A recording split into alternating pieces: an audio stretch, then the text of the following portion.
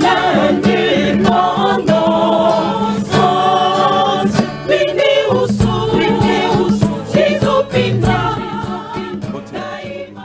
y a trop. Merci na confiance et na fidélité vous allez manifester au jour le jour na haut-parleur télévision. Merci na bandeko bazota la biso na ba plateforme na biso nyonso en ligne. Merci pe na bazota la biso na ba télévision. Rendez-vous il y a 14h05 et puis rediffusion à 22h juste et puis vous allez avoir à 7h15 pour notre hôtel à biso. Merci parce que vos commentaires ils allaient belé. Aujourd'hui tu reçois la chose autour d'une table le Cambotali je cite de l'autre vous allez awa na moko na bango ou azali moko ya balobeli tu reçois sur la situation ya mboka na biso ndenge ezali ko kende bande ko belé babenga inga babi papa mo kendi mais kempe ko bomba ba secret ba rituel belé ou meka kempe ko diffuser bomba ngo alors na yoki bino vraiment to bombi mais là to zali na mona bakoko nazo ki opesa mbote na yo ndeko mbote mingi mfumu mukendi boni yo mikolo belé mikolo ngala kenda toujours boya mo mikolo na sali moni biso batamisa maboko bato toza un peu doté na misala maboko toza un peu trop prise koto babenga donc il faut kende na ko répondre au satisfaire et pas ba client na yo. Alors là le temps nous est encore permis ya roleka kolobela donc toya pe to kolobela parce que ngambo liputa ya maman na biso ezo continuer kozwa makila et papa na biso aza akinyate biso bana ya bilaka biso ba descendant ya bangunza ya makasi ya Congo oyo pe ya sonamo kolokota Lazare o ayebani bongo lisala mobimba yekuta banda ko bisa biso ba makambo nyonso tout mais comme likambo na likambo ezaka likambo ikokisamelaka tango nango lelo tango tozomona ona milobela koko ya banda ko sandeni po ba makambo nyonso tout mais na kokola biso ba bisa biso koko na biso za kandoki boliaka biloko na ete ngasi ko na banda ko linga potopoto mo banda ko mela so ache miliki bachaka lisusu na ai na kati donc potopoto ya soja bache miliki ya chaka isu ai na kati alobaka ai wana eza pona ba amibe lokola mai na ye amelaka itikali na lisala amelaka mai moko source na lisala lokola zao na Kinshasa wana tozo na pigeon na cataracte numéro 2 siko wapi biso to koleli bana boa vida ya dega mais ya famille ya bangunza ngana banda so ka tiki potopoto nefo na melango soki akomaki yemo peso atiki potopoto ngo fabenga ngana ya komela yaga ndoi ya komela yo na ko changer kombo yo faut comme Lazare yo faut comme Kalombo nde a changer pe kombo nga achaki ngo Kalombo po Kalombo za mono ya boti o abotinga kolokota Kalombo Pascal o abotinga pe aussi à son âme on comprend nzambe nanga ye wana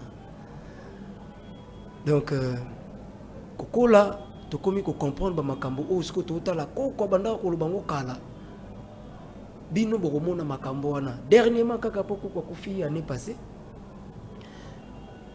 kwa kufi na 2000 plutôt 23 na ba septembre 23 dernièrement aken kamba azongi ya komona ngabi na ken kamba mais na kokai kozonga te 5 na kutana yo il faut to sololi atali singa aibi singa obi omoni esika to kende il faut ba kosala choix entre religion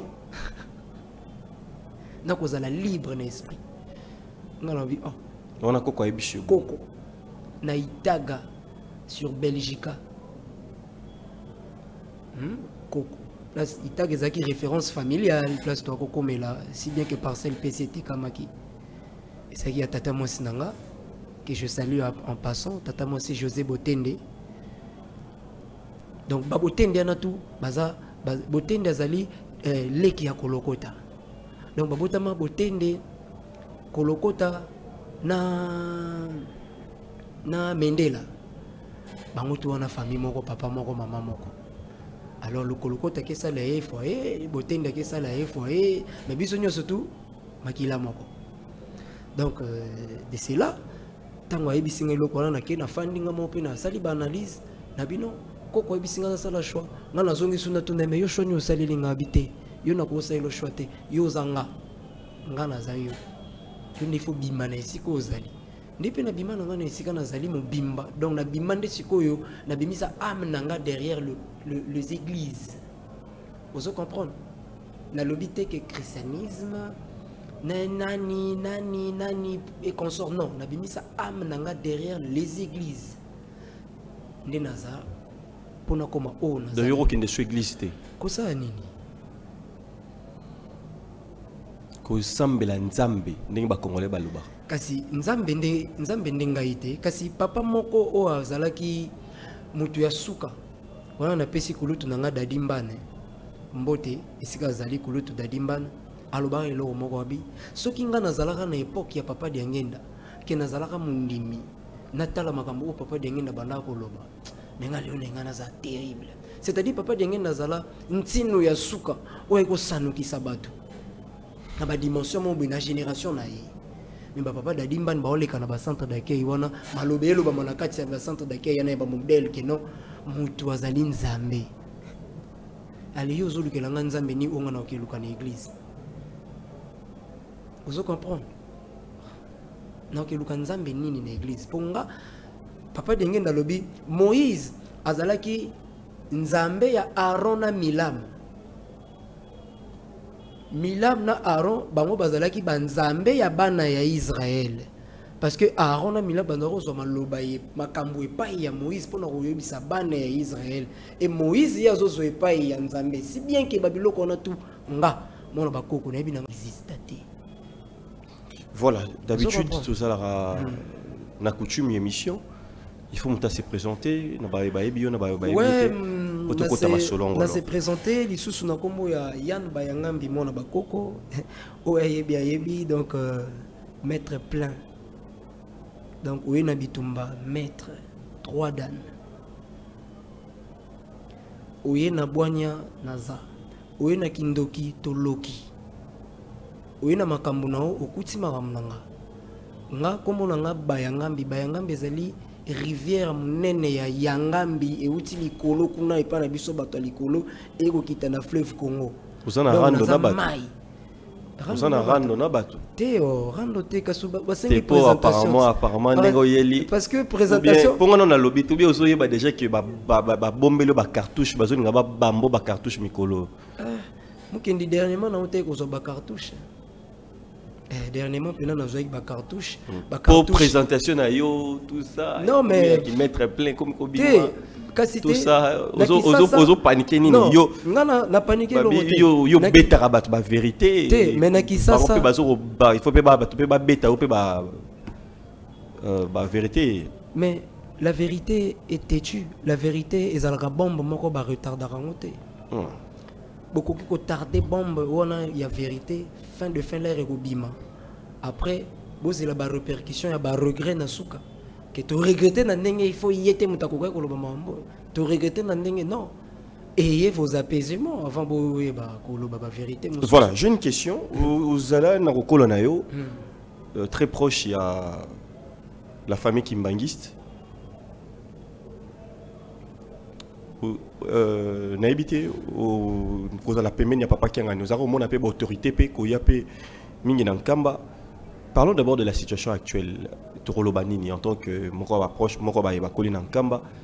Est-ce que kuna bazaki ba yebisa ba autorité na bisoté sur ba venir ya Congo ba te belé bazo benga baza ko tunango pour tes situations zali ko koma oyo ba ndeko bazo mituna. Est-ce que l'église kimbangiste n'a pas dit, n'a pas prévenu ou bien gardera silence?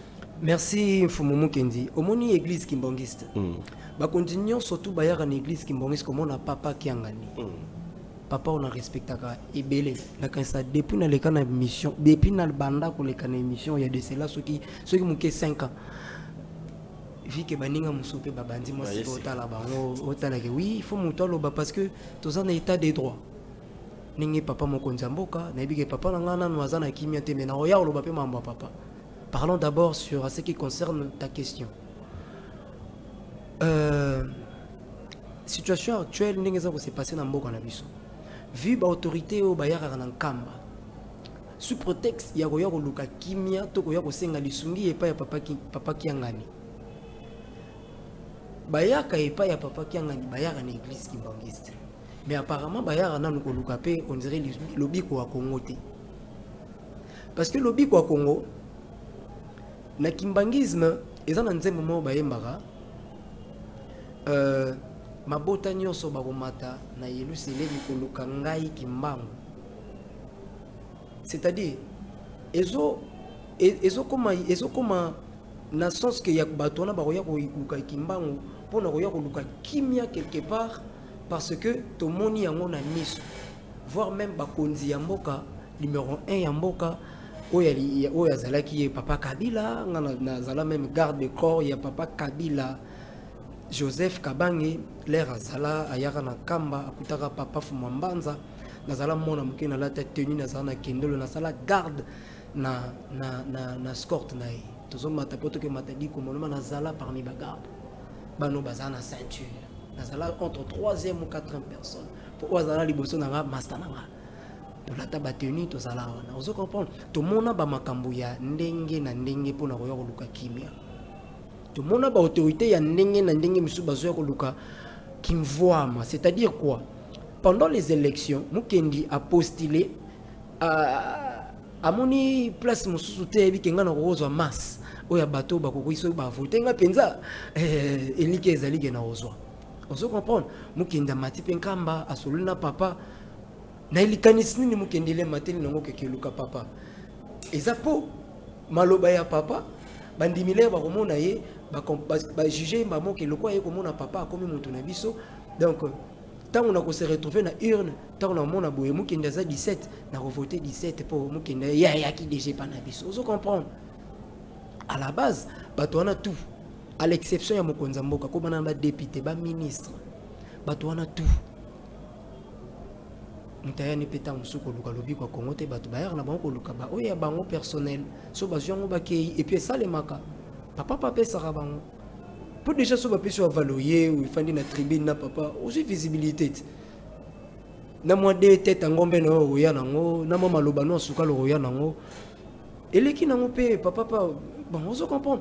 Alors na ki bon nzambe ya bakimbangiste papa simo ngimbango kiangani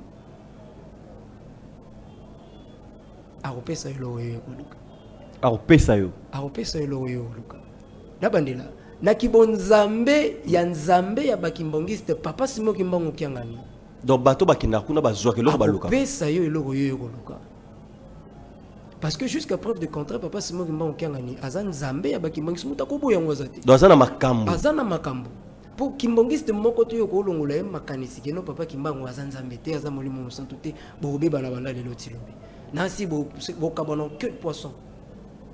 Alors il y a une foi na vis-à-vis papa Simon Mbangani vinda ndani ya lignée ya kibonzambe eza na kati ya famille na bango ozo comprendre akopeso yo lo luka. Mais à ce qui concerne la réalité actuelle kolobake bakimbangiste ndenge na moni ndeko oyo aleki ya UDPS alobi cortège non, il n'a pas parlé seulement de cortège. Cortège, tant que souya quand il sera cortège, on a papa Zako, ezalaka batu ya papa Zako. Non, nga tant on a zana na église kimbangiste, na jeep na nga, na kota na kata cortège ya papa Zako, papa okende air nini, ozomo na famille kingandi. Balongwe ba na jeep na bango batie na balabala famille kingandi ba pe na jeep na bango batie na balabala bazo c'est la papa longwa na ye 23h ou 22h heure na ya longwa ye moko na volant bou bino tango ya leki bino tuna ba jeep na bino bosali escorte. Alors tango bokoti na escorte à papa ya papa Zako. Alors comme ya zaka sécurisé ba reçoit mususu jeep moko ya la police ba tie na sima pour sécuriser peut-être bino bozana na carte escorte mais pas en cas de problème. C'est lui le papa oiseau représenté bino na kati escorte. Na ndenge mabete papa Zako nga na lia rambongo na été. Nga abenga pete pona lobela makambo oyo. Donc bato na sana tambo côté ya église kimbongisi na zongisa bolimbisa nga. Mais fes na fanda na ban ya église kimbongisi to kiti songolo pakala na yoka likambo oyo na una yokati. Po oyo na zwa tan ya yoke papa diangenda eleki oyo bango ba itangela na Bible. Vous comprenez? C'est-à-dire son azolo bana point wana. Et ça, ndeko wana alingi abebisa image ya Nkamba. Kolobake ba autorité ya mboka. Papa Zako azana cortège kole quand même. Expliqué déjà cortège ya Papa Zako. Kole quand même ba ministre tout ça or que déjà je sais pas ko bebisa image na. Ouais, na expliqué déjà cortège ya Papa Zako ndenge zala ba ndeko bozolandanga. Nga mais qui mbangiste moko lobby que et ce qui est grave que apparemment c'est d'autres qui mbangiste qui n'est quoi informé bato IDPS pour que bim ça va bim ces informations. Peu importe, je suis pas ici pour parler de ça vraiment. Là, je suis pas venu pour ça. Mais comme c'est la télé, quand une question sort, déjà ils ont mérité réponse nango. Alors réponse nango fait à la filtrer et bien filtrer alors. Pourquoi? Parce que c'est la télé, ça peut nuire ma personnalité. Alors, ndeko oyo alobi biloko wana. Ngala landi. Mukendi soki yo lingolo babiloko esprit na yo zotinda oloba na sur obimisela ngo papier te. Obimisela ngo papier te nga depuis na ya tango na oloba tango yambinga na se présenter tuni ozana rando nini boete un atali so parce que esprit na nga muto oloba et puis o bayibi ke wana yane te o mo bakoko muto oloba. Vous comprenez? Au moins on va comme ça. Donc naza wapona filtrer ma loba surtout na loba. Pas pour mettre certains d'accord mais pour ramener la compréhension de tout ce que ndeko wana lobby que il faut ba autorité ba kende na Nkamba que ba Rwandais bazara na Nkamba papa za quoi a créé eloko mo na Nkamba ba minduki et consort non et non c'est faux et archi faux.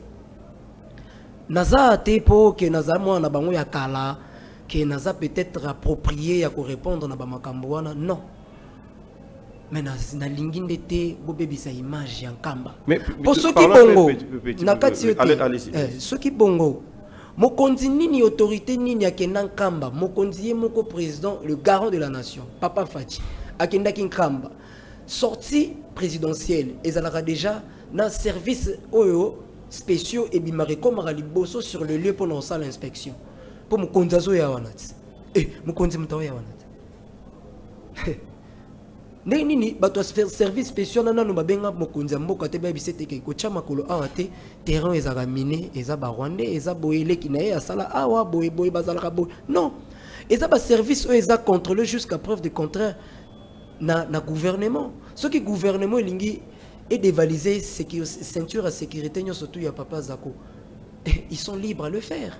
Basala yango ba mona ke Papa Zako comme sécuriser pas il y a ba surveillant na ba SPC service auprès du chef à bénéficier d'un service auprès du chef pour il est pas un chef chargé administration pembeni ya chef alors il ndazo gérer sécurité na administration yango bénéficiaire nango mais koloba ke non kamba il faut pas que nous fuya ngo mindu ke zala kuna ah non c'est faux et archi faux ceux qui ndeko wana bazuye na bato service spéciaux bazoye na bato balobi na que makambo boye zara na Nkamba bakende ko fuye so ba moni yango te moi je mets ma tête à couper ba otika lo mona elo morte ya mabe na Nkamba parce que Nkamba on a bato ba sécuriser yango et ça voir même pas bateau ba na minduki et voir même pas bateau ba telemi balati verbe ba sécuriser chef spirituel et voir même pas le PM et le non et ça na bateau bazala kuna ba umeli na ba corps de garde ba monara ba makamuna bango ba monara penza makamuna pour se dire que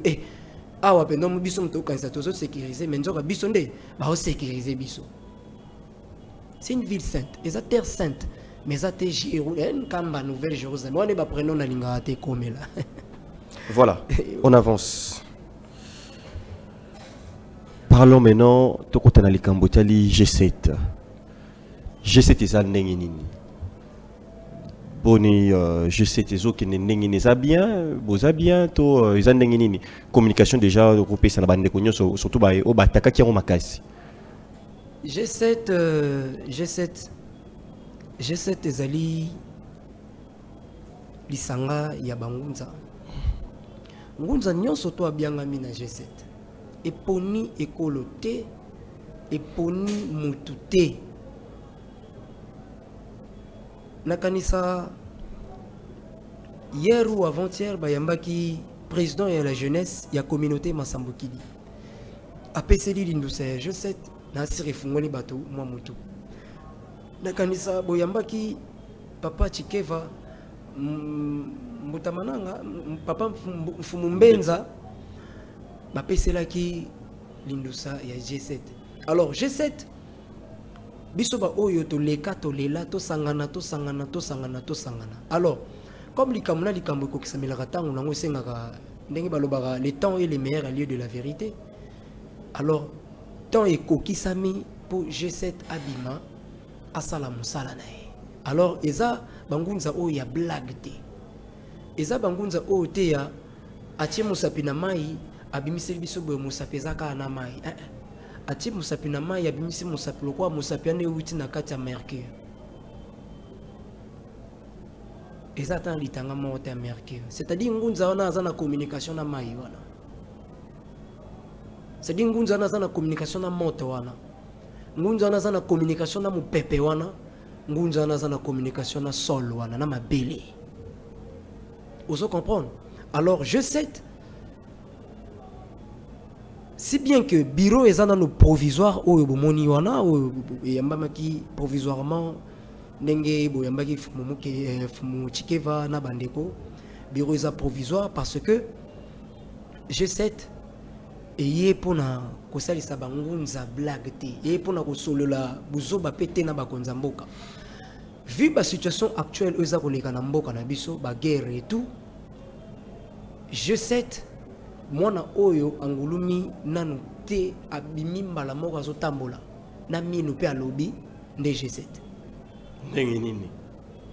C'est-à-dire tango zoka G7 mbuta mususu alimbola kyango mabe na tali ya ko bamsu balobi que eza 7 guru nde bazana sima guru 7 guru na tali ba guru bazana sima eza bato balingi bapesa image ya mabe mukendi obike mutu mususu yoko kobota moi si on a boté dans l'hôpital, yo non moni pe mona te, mo ki ke ko ke non, muto yaki, ba bébé no za piaza kuna na berceau, yo keta la berceau boy, omoni bébé mususu za na maladie mo boy, comment on appelle cette maladie? Eux passe la bana awa.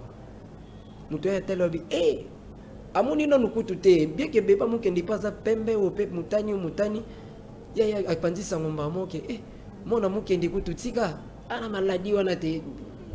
Mais yo mona no kuto moni no mona ngote. Oui, mais bébé on pas cause na maladie wana. Mais faut pas ce que bébé ngo espace. Siko bébé loko à G7 a to pesier image ya que ya mabe cette guru nini bato magie bato kisi bato na soloka boye buzoba non. Yo muto ozolo babongo G7 peso bengisa yo. Yaka o mona le contraire ya oyo yo au lobby. Na ebi na mfumo ngote.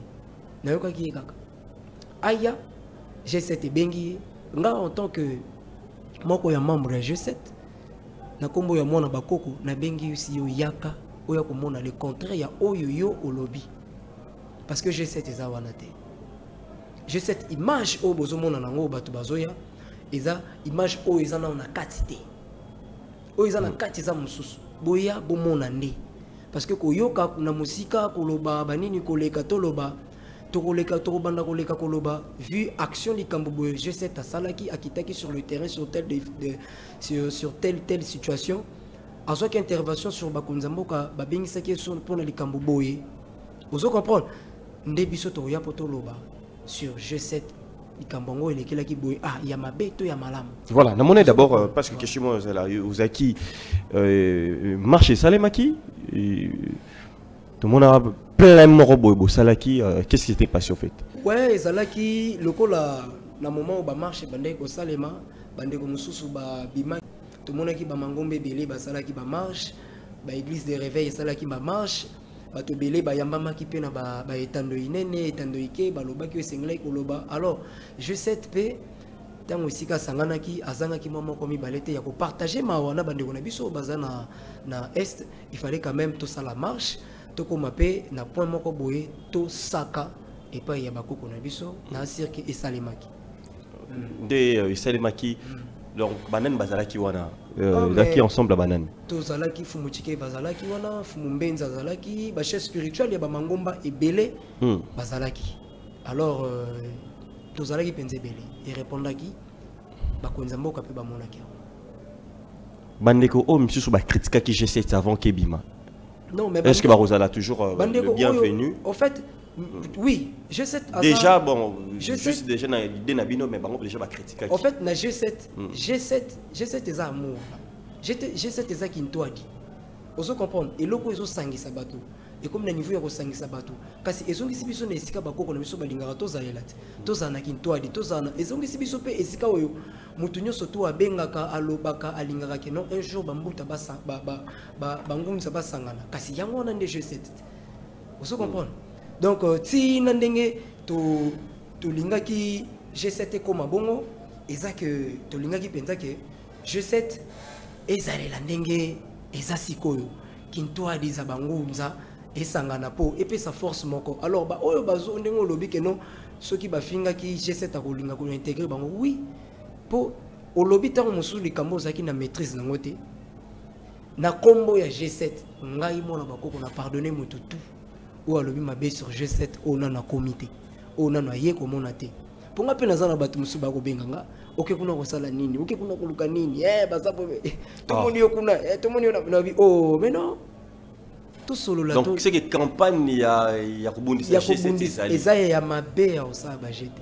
Mais pourquoi les Congolais te nga ko sangana susute boye za dia nini on se comprendre alors G7 imagine que bangunza nyonso tu ya Congo bangunza nyonso tu ya Congo bosangani pona cause moko vis-à-vis ya papa na biso Fachi Beton ndenga za na problème na minute to ebi problème za papa na biso te pour ne pas que to loba boye boye papa na biso za un problème papa na biso moral les a bien te pour maman na biso liputa na ye ezotanga makila vous comprendre baleki na biso bayaya na biso bandeko na biso bana na biso baso lela et papa na biso azana minute na posa ya ba piste ya solution. Imaginez vous siko que non G7 bangunza nyoso to basangana bazana liloba moko epa ya mokonza mboka pour une piste de solution. Otali alors il faut mutu ayeba o yazo manyola yambo ayeba iloko eza na kati. Namoni batu ba fingi namoni batu ba critiquer moni batu voir même émission ça qui dernièrement na ba fumutikeva les autres ont créé de ça que non ba ko mandicité pour que ba kutana mokonza mboka j'ai cet azana droit azo lelaté pour que ko mandicité pa ya ba konza mboka nakata G7 ba chef spirituel bazali bangunza o bazali bazana ba makamu na bango ba kilongo na bango bazali mais mutu aza chef spirituel na lingomba na yo. Je crois bien que un peu qu'on épingle en caca parce que ça va me dire au Mauricie le Bama. Aux achats spirituels na lingomba na bino. Aux angunza qui para makambu ya excusez-moi voix un peu bien te. Aux angunzo qui para kilongo na yo na tango na yo. Tango esengi que G7 ba okuta na tel jour, telle date. Otiki nyonso oye na G7 to tamboli na filigrane moko ya esprit. Na corps moko na âme moko pour que tout bimisa likambo moko parce que voir même nzembo banze moi banzembo to yoka ka nzembo muso ko yoka ngo eza nango buzoba parce que eza na âme te banzembo muso ezala nzembo wana son nango mélodie nango ezo emporter parce que l'âme même ozo yoka anglais wana te même ozo ka munoko mboka na te chuluba wana te ou ki Congo ou ki Swahili ou ki Vili ou ki Bambara et autres. Âme ya donc mélodie on est accompagné na âme et emporté yo. Vous comprenez G7 est bon.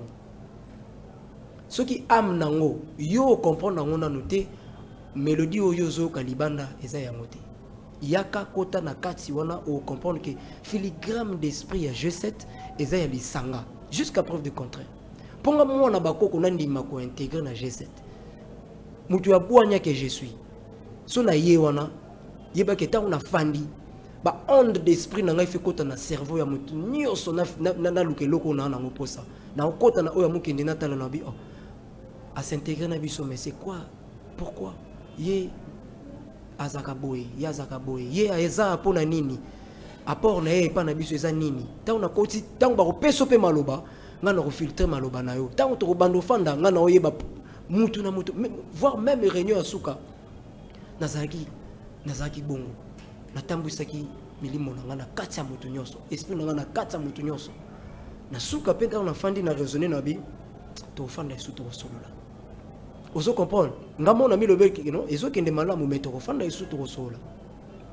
Pourquoi? Parce que naïbi déjà âme nango ezo frappé fort et ezo soit et pas ya bateau bazomona que non et koya ko casser biso buzoba auto salaka ya escroquerie ya kokosaka bato na poto kinga na bikisaka kingandi nga na traitaka x nga na yebi y ozo comprendre eza ba biloko tozo boya ko salir ba image ya kingunza zaki bonzambe ozo comprendre kingunza zaki bonzambe ne balwa ngunza nzambe ozo comprendre ezaki chef coutumier te kingunza zaki bonzambe ki chef coutumier c'est des terres ozo comprendre kingunza ezaki bonzambe nazongela ngomba la misato. En ce moment banani bazozala sengeli vraiment ba fan de la likambongo. Non, en ce net moment ba autorité mais biso mosusu ya G7 bazongi déjà pour ne pas citer des noms ça te poto bien bisa kentel azaki na voyage azongi ba autorité mosusu ya G7 baza déjà sur le terrain baza déjà na ville à Kinshasa tokokuta na dans un de ces quatre tokosolola okoyamba biso lisusu okomona ndenge bureau eza provisoire okomona sortie officielle eux ozala médiatiser pour une bonne fois oyo kopesa pifonango et pas ya bakonzi si bien que misusu bakomi déjà kozwa ba appel toyoki na biso ngo mais eza ba appel na ndenga mabete eza pe na ndenge pe ya mabete ndeko kozwa ba appel oui parce que numéro ya suka pesa maki eza yaye oui parce que le bureau est encore provisoire il faut numéro pe provisoire ezala mais tant que je sais de sa bureau naé définitif bon mon collège ya G7 bon mon IP membre union surtout ya G7 ndé bokoye ba secrétaire général ya G7 ba mon porte-parole ya G7 o ya rozala moindre sortie yende muta rozala akoya rozala mandaté na maloba pour que ya komisa ba maloba union surtout ya G7. Merci. Voilà, alors là je pense que tu solo liango très bien et tu continues la dernière partie émission Abisso. Parlons un peu rendons un peu hommage à Papa Diangenda Toloba que en son temps na yoko neta qui est na moment où allez na aussi Papa Diangenda par exemple était vivant na ndenge boyebela qui est na ndenge yo monela qui. Pardon, je n'ai pas compris la question. Si Papa Diangenda a été vivant par rapport à la situation que vous allez traverser en gros parce que tu vois que famille kimbangiste une grande famille na kati mboka na biso c'est vraiment une famille honneur na mboka na biso s'il était vivant. Mais Papa Diangenda qu'est-ce que tu penses s'il était vivant? Oui, mais Papa Diangenda est mort physiquement mais pas spirituellement. So kangi soki Papa Samuel Masambokidi azo épinglé sur Papa Diangenda Leli Papa Diangenda Père Lobaki qui vivra verra bomoni yangote ningomba bazongi sitomoni c'est-à-dire Papa Diangenda akufa na musuni mais na molimo e dirigeaka Congo na milimo ezali éveillé ba grand esprit lokola ba papa Sunda ba grand esprit lokola ba papa ne mwana nsemi ba grand esprit lokola ba papa Samuel Masambokidi ba grand esprit lokola ba papa Chikeva ba grand esprit lokola Mfumu Mukendi ba grand esprit lokola ba biso mona ba koko nga ko linga que Papa Diangenda de son vivant. Moi je sais que Papa Diangenda il existe. Et quand tu vois Papa Simogi Mbango Kiangani, c'est Papa Diangenda. Spirituellement. Si bien que physiquement ça donne deux corps différents. Mais spirituellement c'est la même personne par rapport à l'idéologie. Alors Papa Kiangani. Et par rapport à l'enseignement.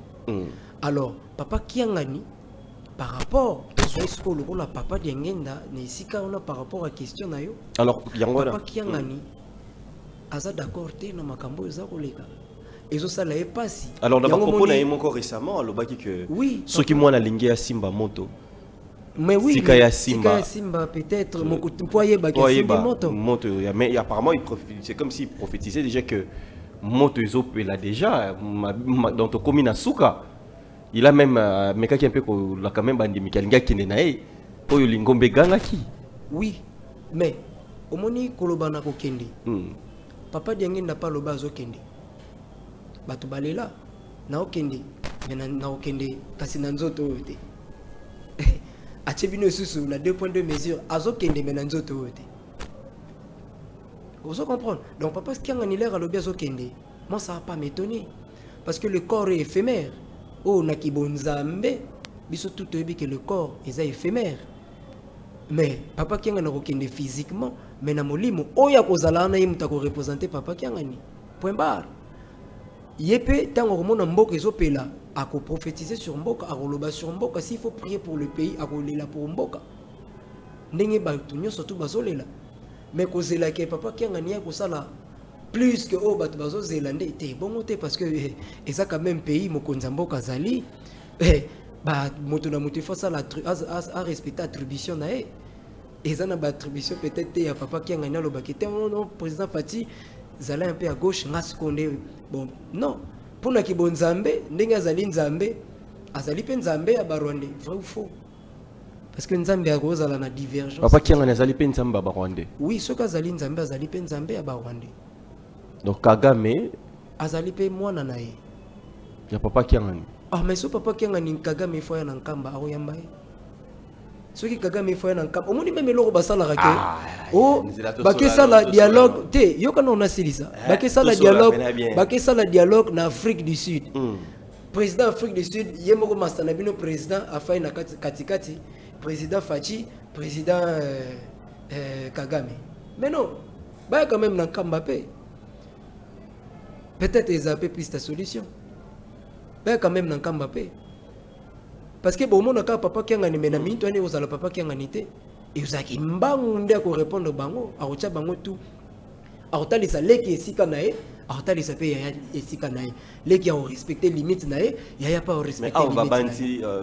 Mais ah, sango tout le monde a mis bango ba bimara mingi liboso. La lobby na. On a protestant ba bimi liboso. Ouais, mais parce que parce que jusqu'à preuve de contrat, l'église d'État et l'église à Bassango, qu'on ne se voile pas de face. Église d'État et l'église à Bassango, église Kimbongi c'est l'église d'État. On a eu une salle un peu rétro-expertise. Il y a un projet entre papa Diangue et papa qui se locale. Pour les Congo, il y a la lettre C, l'élo. Oh, balinga qui sont dans la lettre K. Religion de tel et mais religion de tel ils ont les Kintoadi. Église Kimbangi c'était. Ils ont Kintoadi, non, église Kimbangi c'était. Ah. Ils ont Kintoadi. Parce que tant que comme église kimbangiste et comme colonisé.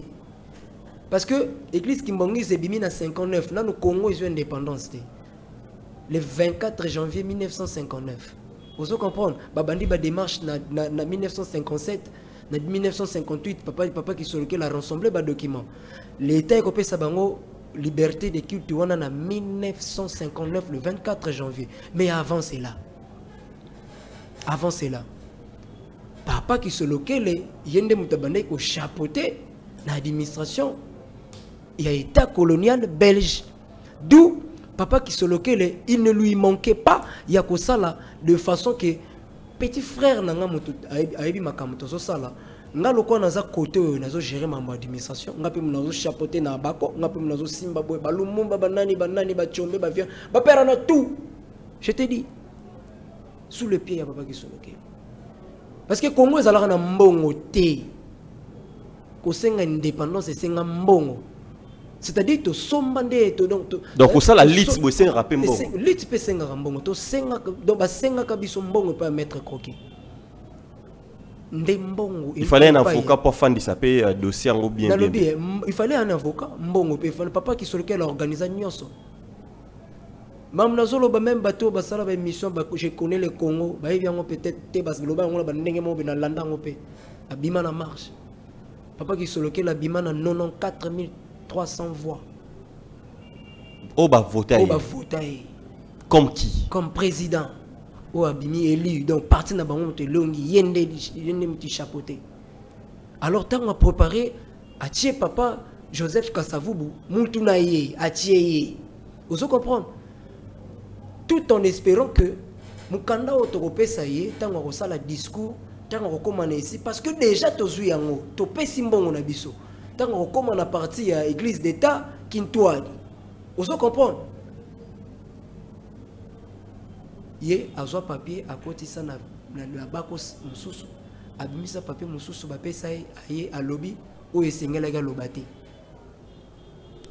ozo comprendre aloba oyo esengeli aloba te donc aza mutu nga na classaka héros national te mais respect na ye parce que aza premier président fait par papa Kisolokene o natala ndeko moko wa mukongo aloba azobeta lisolo moko abi papa Kasavubu ayebisa Mobutu abi ba Congo kaka bango nde babundisi ngai récupérer bango yo récupérer nanu pona moni bande ko nga bango babundisa nga donc yo récupérer na yo masolo yango bande comme ça papa Mobutu pe azalaka prophétiser kai epa ya papa Diangenda na vif du sujet tozoso mais ye papa Kasavubu ya c'est comme ça monaka bande ko bande Congo balingaka été OK apparemment que yende mutabebisa kibikila oui charge ezonga na makola parce que batu ba otala siko mais tant papa Kisolokene bisi bango mais moto na binote baibisi asala oyo yake sala oyo ya mifeka sala sikoto sa esko boni donc ya bimine docile pas mindele tango kaka ya bimi docile devant le blanc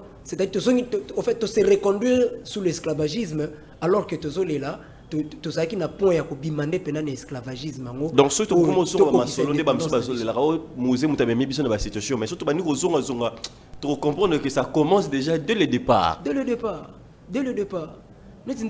trahison so banda biso na biso bana mboka trahison ndeko na ngai kulutu c'est le scram ayembanze moko abi ezaka couplé abi Lumumba senga lipanda très tôt pour la souffrance non papa Lumumba senga lipanda très tôt te lipanda il fallait qu'il te komaki na ngonga nango esengela ki sur le plan spirituel il fallait déjà parce que makambo ezalaka ndenge ezobundama sur le plan spirituel sur le plan physique pe bato bedongolomi supe bango pe baobunda bino bokanisaki baolala pongi mais bango pe baobunda et ba répercussion mosusu pe bakokota pe na kati na bino content ke bainfiltré po babundisa même système bino bozolunga bobima na kati nango bango pe bainfiltré na bango basinfiltré pour que bato na bango basinfiltré pour que baverrouiller pe bino bokokisa baposa na bino te tel que badossier ya bapapa Kasavubu yo solango ndenge ni penaki grand esprit le roi papa Diangenda Betty Dindusa a un grand frère qui se loquait le Daniel Charles ba pesi bambongo na bango pour l'indépendance à Congo ya livre d'or ya mboka oyo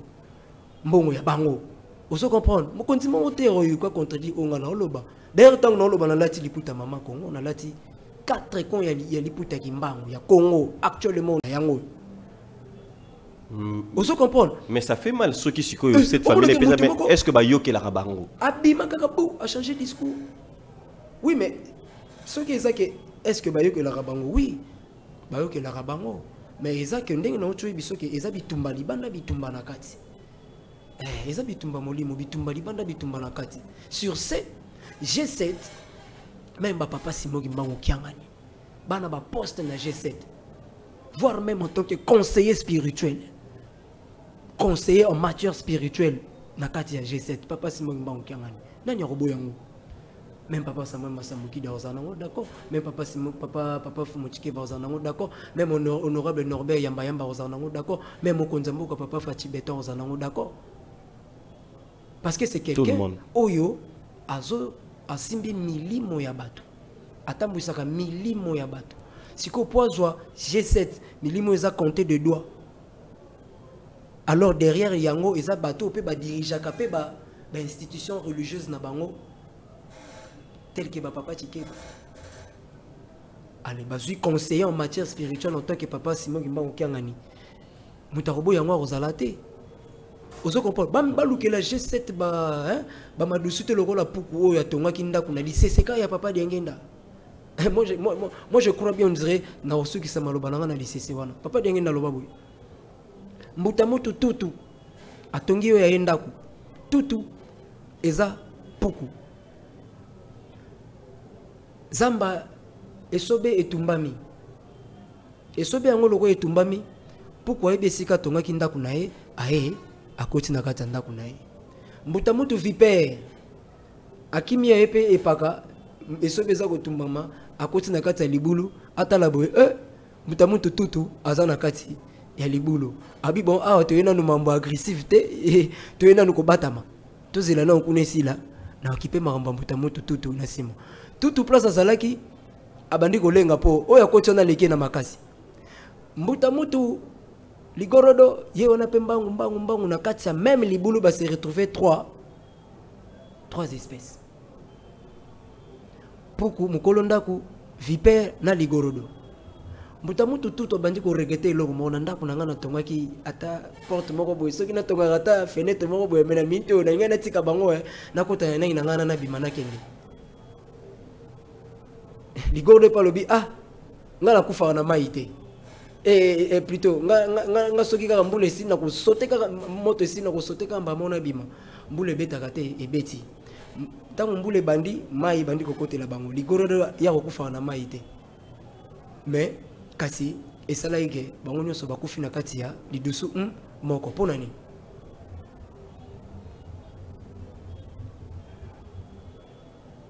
c'est la question que Papa Diangenda nous a laissé comme article biso lycée c'est moko pertinente muto ni tunate po na suka sukiske bango nyonso bakufaki bota la situation désolé que la biso na kati ya est ya Congo. Tous ceux qui s'autoproclament comme étant des hommes forts tozana bango na kati ya sol na biso sol les banani ya biso bampuku muto makasi aye akoti ana kati ndako na biso bampuku ligorodo pe oya oyo ka ba soutien ba nini ba négociation boya ekoti na kati ndako na biso mais na kati lycée yango e bandaki na mulinga bendaka moto mbule beti bango tu na kati ndako moko basali nini bakufi allez-y vous posez des questions et ça question ya ba initié ndé il faut ba comprendre le quoi so za initié té maloba Papa Diangenda ya bongo oyo kango pe kaka eleki tango assiste lobi kimbangi sto ye yo pozongisi oye moyibite lo ni papa lobi na kati ça codé nga benga ke le maître etikalika na ebité voilà.